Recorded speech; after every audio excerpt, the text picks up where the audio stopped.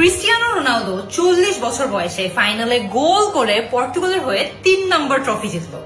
And wait, তার speech থেকেও কিন্তু অনেক কিছু শেখার আছে। Ganhar um título é sempre o auge numa seleção.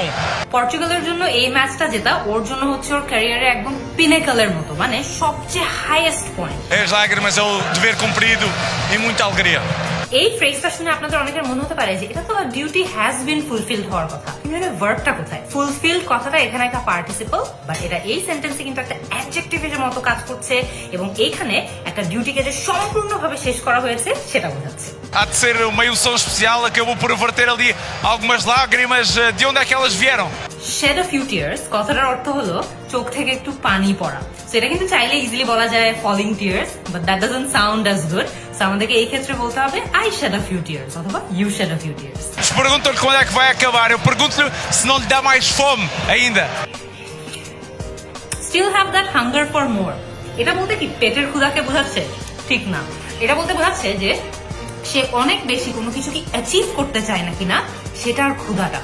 So অনেক কিছু বড় কোনো অ্যাম্বিশিয়াস কোনো কিছু যখন আমরা অ্যাচিভ করতে চাই আমরা বলতে পারি having a hunger for it. Well, a big congratulations to CR7 and next কোন এরকম ভিডিও আপনারা চান আমি কভার করি এটা আমাকে জানাবেন।